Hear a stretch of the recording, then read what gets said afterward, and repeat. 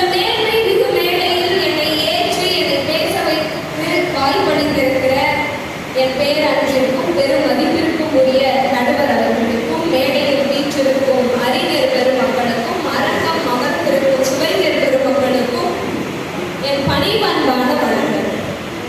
இன்றைய நிலையில் கம்பெனியிடமிருந்து நாம் கற்றுக்கொள்ள வேண்டியது, கம்பெனியின் கருத்துக்களை பெரிதும் கற்றுக்கொள்ள வேண்டியது குடும்பமா சமூகமா அப்படிங்கிறது கேள்வி. அண்ணன் சரவணன் அவர்கள் வந்து கம்ப காப்பியம் எதற்காக எழுதப்பட்டதுன்னு சொன்னார். ஆம், சமூகத்திற்காக எழுதப்பட்டது. ஆனால் இன்றைய நிலையில் கம்ப காப்பியத்தை அதிகம் கற்க வேண்டிய நிலைமையில் சமூகம் உள்ளதா குடும்பம் உள்ளதாங்கிறது கேள்வி. நான் இப்படி சொல்றேனே, இந்த சமூகத்தில் அறத்தை நிலைநாட்டுவதற்காக ராவணன் என்கிற ஒரு அரக்கனை அழிப்பதற்காக அறப்பழுவால் வாழ்ந்து அவ்வழியிலேயே பிள்ளைகளையும் வளர்த்த பெற்றோர்களும் பெற்றோர் சொல்லை அறப்படி நின்று காப்பாற்றிய பிள்ளைகளும் ஆட்சியை விட அன்பு பெரிதென நினைத்த சகோதரர்களும் ஒழுக்கத்தில் உயர்ந்து நின்ற தம்பதிகளும் நிறைந்த ஒரு குடும்பத்தை கட்டமைத்தான் கம்பன். ஆனால் இன்றைக்கு குடும்பங்களிலேயே நீதியை நிலைநாட்ட வேண்டிய இடத்தில் ஒரு காலநிலையில் நாம் இருக்கிறோம் என்பதனால் முதலில் கம்பனிடமிருந்து கம்பனின் கருத்துக்களை கற்றுக்கொள்ள வேண்டிய கட்டாயம் இன்றைக்கு குடும்பத்தில் இருக்கிறது. அண்ணன் அவர்கள் வந்தபோது சொன்னாங்க, 2 பேரும் அப்பா பேச்சதான் கேட்டாங்க. அப்ப யாரை நம்ம நல்ல பிள்ளைன்னு சொல்றதுன்னு கேட்டாங்க. தந்தை சொன்னார் என்பதற்காக ராமன் அவர் பேச்சை கேட்கவில்லை. தந்தை அறத்தை சொன்னார் என்பதற்காக ராமன் அவர் பேச்சை கேட்டார். சிம்பிள். நான் என்ன சொல்றேன்னா, ஒரு பிள்ளை எப்படி இருக்க வேண்டும் என்பதற்கு ராமன் உதாரணம், ஒரு பிள்ளை இப்படி இருக்க வேண்டாம் என்பதற்கு இந்திரஜித் உதாரணம், ஒரு அண்ணியை எப்படி பார்க்க வேண்டும் என்பதற்கு லட்சுமணன் உதாரணம், அண்ணியை எப்படி பார்க்க கூடாது என்பதற்கு பாலி உதாரணம்.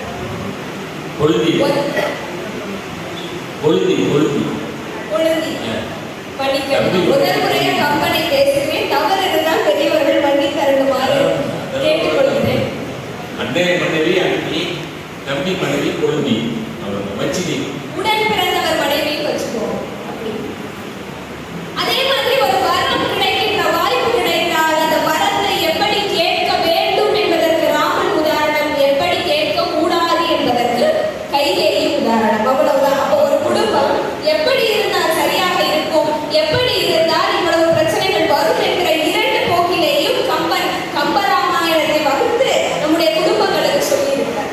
அண்ணன் வந்த போது அரசியலை நிறைய பேசினாங்க. நானும் ஒரு அரசியலை தொட்டு தொடங்கலாம்னு இருக்கேன்.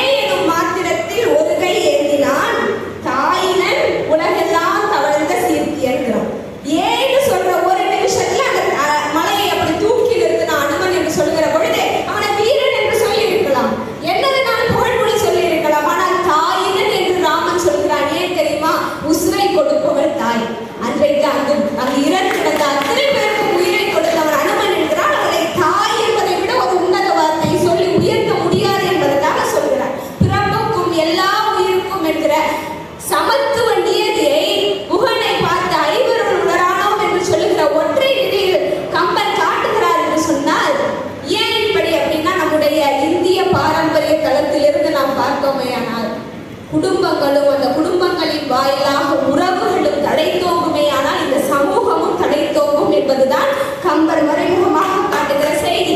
சார், கம்ப ராமாயணத்துல 500க்கும் மேற்பட்ட உறவு பெயர்கள் வருதுங்க. கம்பனை ஆராய்ச்சி செய்த முனைவர்கள் சொல்கிறார்கள். ஆனா இன்னைக்கு நம்ம பிள்ளைகளை எப்படி வளர்க்குறோம்? அங்கிள், ஐயா அவர்கள் சொன்னது மாதிரி அங்கிள், ஆன்டி, கசின், இந்த 3 வார்த்தையில உறவுகள் எல்லாம் அடங்கிட்டோம். அத்தையும் ஆன்டிங்கிறான், சித்தம்மாவையும் சின்னம்மாவையும் ஆன்டிங்கிறான், மாமம்மாவையும் கசின்கிறான், பெரியப்பா பிள்ளையும் கசின்கிறான். அப்ப உறவு பெயர்கள் எல்லாம் இங்கு வெறும் உறவு பெயர்கள் அல்ல அன்பார்ந்தவர்களே. நம்முடைய பாரம்பரியத்தில் உறவு பெயர்கள் எல்லாம் உணர்வு பெயர்களாக இருந்திருக்கின்றன. அதை நம்முடைய தலைமுறைகளுக்கு நாம் சொல்லிக் கொடுக்க வேண்டுமே. ஆனால் கம்பனிடமிருந்து இந்த குடும்ப பண்புகளை நாம் கற்றுக்கொள்ள வேண்டும். சகோதர பாசத்தை பற்றி எனக்கு முன்னாடி அண்ணா பேசும்போது கூட சொன்னாங்க. பரதன் எப்படி இருந்தான்? லக்குவன் ராமனோடு இருந்தான், அதனால் ராமனோட வாழ்ந்த வாழ்க்கையை வாழ்ந்தான். பரதன் ஊருக்குள்ளே இருந்தாலும் சிம்மாசனத்தை தன் அண்ணனின் செருப்பால் அலங்கரித்து விட்டு ஊருக்குள்ளே இருந்தாலும் அவனும் ஒரு முனிவர் போன்ற ஒரு வாழ்க்கையை வாழ்றான். அதற்கும் உயர்ந்தது என்ன தெரியுமா? எல்லாவற்றையும் துறந்த பட்டினத்தாரும் துறக்க முடியாத தாய் பாசத்தை துறக்கிறான் பரதன். எதுக்கு? அண்ணனாகிய ராமனை காட்டிற்கு அனுப்பிவிட்டார் கைகேயி என்ற ஒற்றை காரணத்துக்காக. அதனால நான் ஒரு விஷயத்தை இந்த அவையில பதிவு செய்யறேன். நம்ம வீட்டுல எல்லாம் இரட்டை பிள்ளைகள் பிறந்தா ராமன் லக்வணன் என்று பெயர் வைக்கிறோம். இனி ராமன் பரதன் என்று பெயர் வைக்கிறோம். ஏன்னா இன்றைக்கு சூழல்ல ராமன் லக்வனை போல் ஒரே இடத்துல அண்ணன் தம்பிகள் இருக்கிற வாய்ப்பு அமைய போறதில்லை. இவன் ஏதோ ஒரு நாட்டுல இருக்கான், இவன் ஏதோ ஒரு ஊர்ல இருக்கான். ஆனால் கானகம் தாண்டி இருந்தாலும், கண்டம் தாண்டி இருந்தாலும், எங்கிருந்தாலும் அண்ணன் மீது தம்பி மீது அன்பு இருக்க வேண்டும் என்பதை சொல்வதற்காக ராமனின் பரதனின் அன்பை சொல்லி இந்த கம்பராமாயணம் குடும்ப நல பண்புகளை நம்முடைய பிள்ளைகளுக்கு சொல்லிக் கொடுங்கன்னு தான் சொல்லுங்க. சார், வீடனன் இருக்கா சார், அறத்தின் பக்கம் நிற்க வேண்டும் என்பதற்காக ராமனிடத்துல ஓடி வந்து ராமனுக்கு துணையாக இருக்கிறான். எல்லாவற்றிற்கும் ராமனுக்கு துணையாக இருக்கிற வீடனன் ராவணன் முதுகிலே இருக்கிற புறப்புண்ணை பார்த்து அதை இடித்து ராமன் பேசுகிற பொழுது அப்போ அவனுக்கு அதை பொறுக்க முடியல.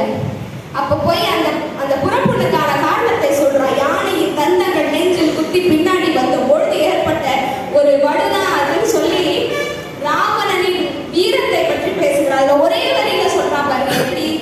வீர நாடு உற்றாயோ, திருச்சலாம் யாவருக்கும் மேலா முன்பன் பேரன் நாடு உற்றாயோ, பிறை சூடு பிஞ்சகன் தன் புறம் பெற்றாயோ, ஆர் அண்ணா உன் உயிரை அஞ்சாதே கொண்டு அகன்றார். அதாவது என்னன்னா, ராவணன் இழந்து கிடக்கிறான். நீ எங்க போன? வீரர்கள் அடையும் துறக்க நாட்டுக்கு போனியா? அதாவது இறந்த பிறகு, இல்ல உன் பாட்டன் நான்முகனின் நாட்டிற்கு போனியா, இல்ல சிவனின் கைலாயபுரத்திற்கு போனியா? உன்னுடைய உயிரை பயமின்றி கொண்டு சென்றவர் யார் என்று ஒற்றை வரியில கேட்கிறான். எப்படி ராவணனின் உயிரை கொண்டு செல்வதற்கு எந்த இறைவனுக்கு துணிச்சல் இருக்கிறது என்று கேட்டு ஒற்றை வரியில் அண்ணனினுடைய வீரத்தை பறைசாற்றுகிறான். இதுல இருந்து குடும்பத்துல என்ன தெரியுமா கற்றுக்கணும்? தான் ஆடாவிட்டாலும் தன் தசையாடும் என்ற ஒரு சொல்கிறார்கள். அண்ணன் தம்பிக்குள்ள சண்டை எழலாம், வருத்தங்கள் வரலாம். ஆனால் என்றோ ஒரு நாள் அவருக்கு இருந்த நற்குணங்களை, என்றோ ஒரு நாள் அவர் நமக்கு செய்த நற்காரியங்களை நினைத்து பார்த்தால் இன்றைக்கு பல குடும்பங்கள் வாழ்வாங்கு வாழும் என்பதை வள்ளுவர் கம்பன் வழியாக நாம் இன்று கற்றுக்கொள்ள வேண்டும் என்று சொல்லி விரைவாக ஒரே ஒரு விஷயத்தை மட்டும் சொல்லி நான் முடிக்கிறேன். ஐயா அவர்கள் தொடக்கத்திலேயே சொன்னது மாதிரி பிஞ்சு குழந்தைகளிடம் இச்சையை தீர்த்து கொள்கின்ற ஒரு நிலைமை இருக்கே, அதை சமூக பிரச்சனை என்று ஐயா பேசினார். ஆனால் அதிலும் வருத்தம் என்ன தெரியுமா? தந்தைகளாலேயே பிஞ்சு குழந்தைகள் இன்றைக்கு வன்கொடுமை செய்ய